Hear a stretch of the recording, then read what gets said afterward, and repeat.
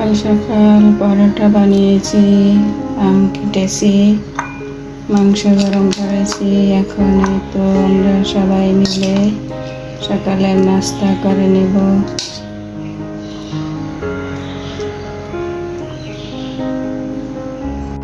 নাস্তা খেয়ে অফ ক্যামেরায় অনেকগুলো কাজ করে নিয়েছি। এখন চলে আসছি সরাসরি কিচেনে।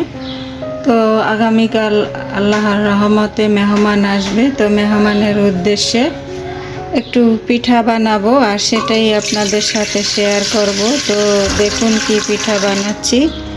তো এতক্ষণে তো টাইটেল দেখে অবশ্যই বুঝে গেছেন।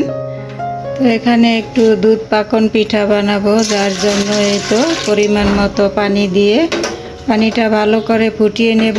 তো আমার তো আন্দাজ হয়ে গেছে, যেহেতু আমার অনেক দিনের সংসার, আর যেসব আপুরা নিত্য নতুন বা সবে সবে সংসার শুরু হয়েছে, তারা যদি পিঠা বানাতে চান তাহলে যেই কাপে গুঁড়া নেবেন, যে কয় কাপ, সেই কাপেরই ডাবল পানি দিয়ে পানিটা ফুটিয়ে নেবেন।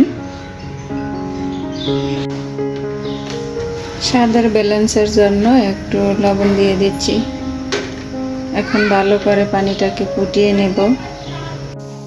এতে দেখুন পানিটাকে ভালো করে ফুটিয়ে নিয়েছি। আর এখন আমি এই তো এখানে ময়দা দিয়ে বানাবো, এই তো ময়দাটা দিয়ে দিচ্ছি। তো এখানে আমি পানি ব্যবহার করছি, আপনারা কেউ চাইলে এখানে দুধও ব্যবহার করতে পারেন, কোনো সমস্যা নেই। আর পানি দিয়ে করলেও সমস্যা নেই। তো এখন আমি এই তো ডোটাকে আস্তে আস্তে করে নেব, নাড়াচাড়া করে ভালো করে মিক্স করে দেব।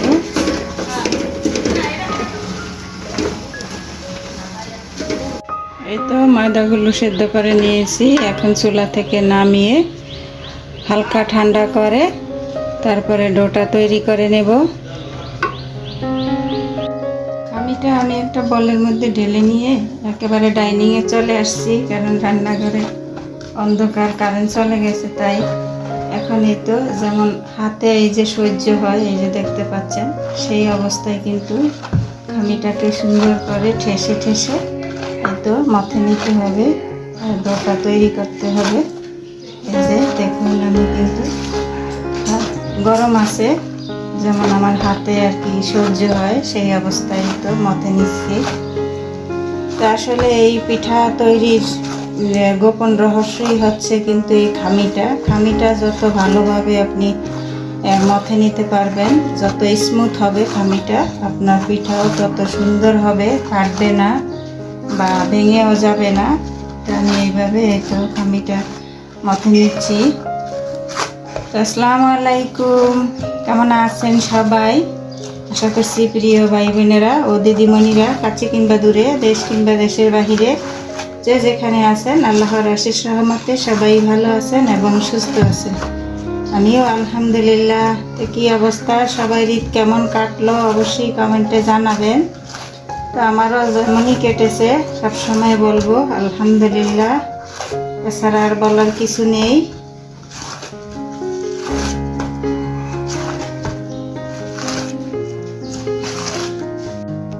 ডোটা ভালো করে মথে নিয়েছি, আর এই যে অফ ক্যামেরা একটা ডিম ভেঙে নিয়ে ভালো করে পেটিয়ে নিয়েছি। এখন এই তো ডিমের কিছু অংশ দিয়ে আবারও মথে নেব ভালো করে। একেবারে পুরোটা ডিম দেওয়া যাবে না, কারণ পুরোটা নাও লাগতে পারে। ডিমের পরিমাণ বেশি হয়ে গেলে পিঠা কিন্তু একেবারেই ভালো হয় না।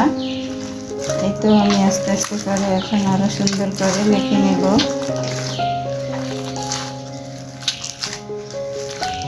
এই তো আমার ডোটা রেডি হয়ে গেছে। এই যে দেখুন কতটা স্মুথ, একেবারে সুন্দর হয়ে গেছে।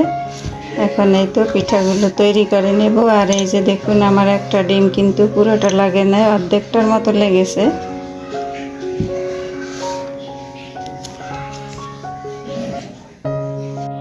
কি তরকারি কাটো?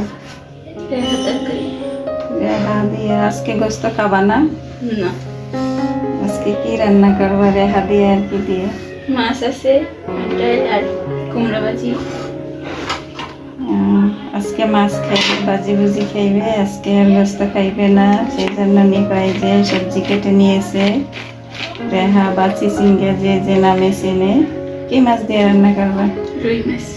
মাশাআল্লাহ। আর এদিকে আমি পিঠাগুলো বানিয়ে নিতেছি। এই তো এখান থেকে এখন আমি অল্প অল্প করে ডো নেব। তার আগে তো হাতে একটু তেল লাগিয়ে নিলাম, সাদা তেল। অল্প অল্প করে ডো নিয়ে আমি একটা রুটি তৈরি করব। রুটির পিড়ি নিয়ে নিলাম, রুটিটা সুন্দর করে নেব।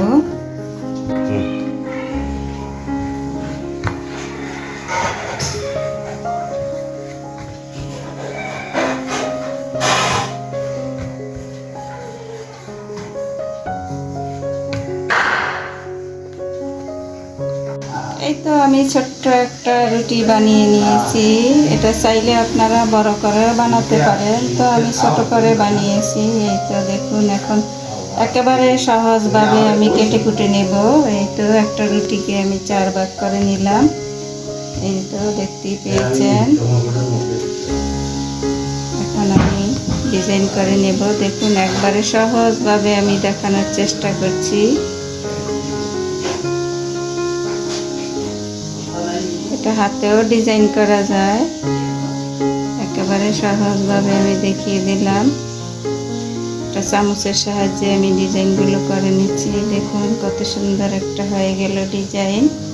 মাঝখান দিয়ে আমি একটা ফুটো করে দিলাম। এভাবে আমি সব পিঠাগুলো বানিয়ে নেব একেবারে সহজভাবে।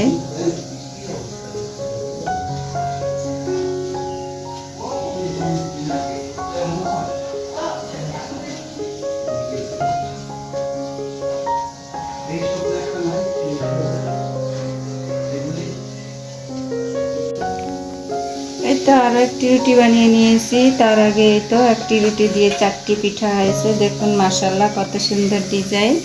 তো এখন আবার এই তো একটু পাতা শেপ দিয়ে কেটে নিচ্ছি। তো এগুলো আসলে এই ডিজাইনগুলো যার যার মনের ব্যাপার, যে যেভাবে কাটে, যার যেভাবে ভালো লাগে। তো আমার যেভাবে ভালো লাগে আমি সেভাবেই কাটছি আর আপনাদের সাথে শেয়ার করছি। তো আপু ভাইয়ারা, দিদিমণিরা, জানি না এই পর্যন্ত আমার সাথে কে কে আছেন, ভিডিও দেখছেন কিন্তু একটা লাইক দিতে ভুলে গেছেন। তো প্লিজ সবাই একটা লাইক দিয়ে পুরো ভিডিওটা দেখে নেবেন। সবাই সবাইকে সাপোর্ট করবেন, তাহলে আমরা সবাই এগিয়ে যাব ইনশাল্লাহ। আর এই তো দেখুন আমি পাতার শেপে আবারও 4টি পিঠা কেটে নিয়েছি। এখন এগুলোকে সুন্দর করে ডিজাইন করে দেব এই তো চামচের সাহায্যে। আসলে কাজ জানলে কিন্তু কোনো কিছুর দরকার হয় না অতিরিক্ত। হাতের কাছে যা থাকে তা দিয়েই কিন্তু আমরা কাজগুলো করতে পারি। এই তো দেখুন এখন এভাবে ডিজাইন করে নিচ্ছি। প্রথমে মাঝখানে একটা দাগ কেটে নিয়েছি। এই তো আমার পিঠাগুলো বানানো শেষ। মাশাআল্লাহ খুবই সুন্দর হয়েছে। এই যে দেখুন একদম সিম্পল ডিজাইন দিয়ে অল্প সময়ের মধ্যে বানিয়ে নিয়েছি।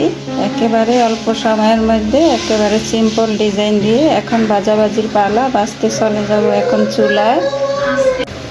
পিঠাগুলো ভাজার জন্য চুলায় চলে আসলাম। আর এই তো একটা কড়াই বসিয়ে দিয়েছি। এখন পরিমাণ মতো সাদা তেল দিয়ে দিচ্ছি।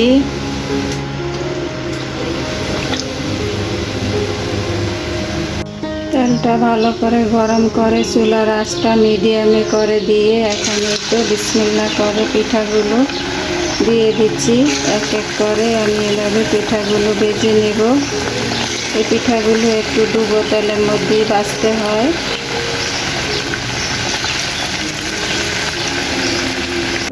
মাশাআল্লাহ এই তো পিঠাগুলো ফুলে উঠেছে আর এই যে তেলের উপরে ভেসে উঠেছে। এই যে দেখুন, এই পর্যায়ে আমি এক পিঠ ও পিঠ করে উল্টিয়ে পাল্টিয়ে ভেজে নেব। এই তো এক পিঠ হয়ে গেছে, এখন উল্টিয়ে দিচ্ছি আমি আরেক পিঠ ভাজা হওয়ার জন্য।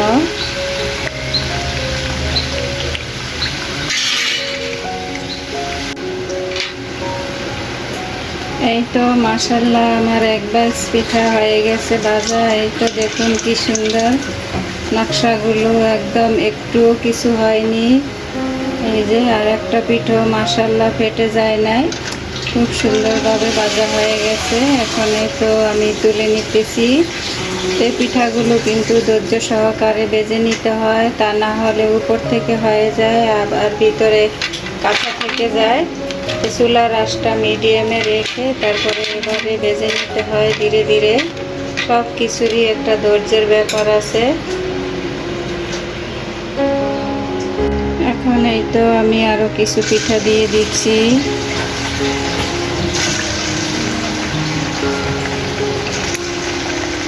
এইভাবে করে আমি সব পিঠাগুলো ভেজে নেব। এইদিকে পাশের চুলায় দুধ বসিয়ে দিয়েছি শিরাটা তৈরি করার জন্য।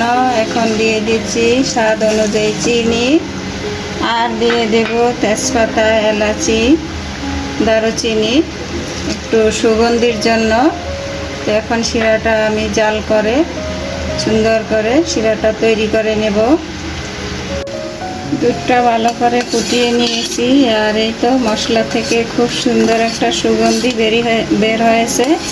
এখন আমি চুলাটা অফ করে দেব। আর এই শিরাটা কিন্তু পাতলা রাখতে হয়, তা না হলে কিন্তু পিঠা ভালো হয় না খেতে, আর পিঠাটা খুব সুন্দর সফট হয় না। এই যে এরকম পাতলা রাখতে হয় শিরা। অনেকে হয়তো বুঝতে পারে না, শিরা ঘন করে ফেলে, তারপরে যখন শিরাতে পিঠাগুলো দেয় তখন কিন্তু পিঠাগুলো একদম শক্ত হয়ে যায়, তো খেতে কিন্তু একদমই ভালো লাগে না। এখন চুলাটা অফ করে এটা আমি ঠান্ডা করে নেব। কুসুম গরম ঠান্ডা করব আর কি, কুসুম কুসুম গরম রাখতে হবে। পিঠাগুলো রেডি করে এই তো ডাইনিংয়ে আবারও চলে আসলাম। কারেন্টে কিন্তু খুবই সমস্যা দেখা দিচ্ছে, এই আপ ডাউন করতেই থাকে। তো আমি শিরা দেব আর কি, সেই বলটা আমি নিয়ে নিয়েছি। আর এখন এই তো বলের মধ্যে পিঠাগুলো খুব সুন্দর করে ছড়িয়ে দেব। তো এই পিঠাটা আমাদের ভোলা জেলায় কিন্তু জামাই আপ্যায়নে বা নতুন মেহমান আপ্যায়নে এই পিঠাটা একেবারে ঐতিহ্যবাহী একটা পিঠা। এই পিঠাটা না হলে এক কথায় চলেই না, এইরকম একটা অবস্থা আমাদের ভোলা জেলায়। এই পিঠাটা নতুন মেহমানদেরকে দিতেই হয়, না দিলে কিন্তু অনেক কথা বলা বলি হয়, বলে যে তারা অতিথি আপ্যায়ন করতে জানে না, এই নানান কথা আর কি, যেটা হয় আর কি। তো এই পিঠাটা আমাদের ভোলা জেলার একেবারে ঐতিহ্যবাহী একটা পিঠা। আর পিঠাগুলো এত সুন্দরভাবে ভাজা হয়েছে, মাশাআল্লাহ, দেখতেই পাচ্ছেন। কোথাও এতটুকুও ফেটে যায়নি বা নষ্ট হয়ে যায়নি। যে নকশাগুলো খুব সুন্দরভাবে একবারে জেগে আছে। আর এখন এই তো আমি কুসুম গরম দুধ দিয়ে দেব। শিরা কখনই কিন্তু বেশি অতিরিক্ত গরম শিরা দেবেন না, তাহলে পিঠাগুলো এই যে উপরের যে অংশটা এটা কিন্তু ফেটে যায় আর খেতেও ভালো লাগে না। এই তো একেবারে পরিমাণ মতো হয়ে গেছে শিরাটুকু, বেশিও না কমও না। এখন আমি এটাকে 5-6 ঘন্টা আর জন্য এই তো ভিজিয়ে রেস্টে রেখে দেব, একটা ঢাকনা লাগিয়ে দেব, তাহলে পিঠাটা একদম তুলতুলে নরম হয়ে যাবে। তো এটা কিন্তু আমরা বেশিরভাগই রাত্রে বানাই। রাত্রে বানিয়ে রাখলে সারা রাত ফ্রিজে রেখে দিলে, শিরাতে রেখে দিলে তাহলে কিন্তু সেই পিঠাটা আরও বেশি ফুলে আর কি। যাই হোক, আমি 5-6 ঘন্টা পর শিরা থেকে উঠিয়ে তারপরে করব, ফ্রিজে রেখে দেব। এই পিঠাগুলো ঠান্ডা অবস্থায় খেতে বেশি ভালো লাগে।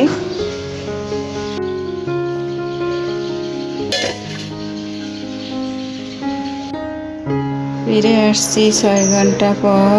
এই তো দেখুন, মাশাআল্লাহ, একেবারে শিরাগুলো সব খেয়ে নিয়েছে পিঠা, আর পিঠাগুলো ফুলে এক একটা টইটুম্বুর হয়ে গেছে। এই তো দেখতেই পাচ্ছেন, খুব সুন্দর হয়েছে। আরও ভালো করে দেখার জন্য আপনাদের সাথে শেয়ার করছি। তো 6 ঘন্টার মাঝে কিন্তু আমি একবার পিঠাগুলো উপর নিচ করে দিয়েছি, মানে উপরেরগুলো নিচে দিয়েছি, নিচেরগুলো উপরে দিয়েছি, তা না হলে দেখা যাবে কি সমান তালে শিরাটা পাবে না। সেই জন্য এই তো আমি একটা উঠিয়ে নিয়েছি, এই তো একটা কেটে দেখাচ্ছি। মাশাআল্লাহ, পিঠাটা কতটা সুন্দর সফট হয়েছে, মুখে দিলেই মিলিয়ে যাবে।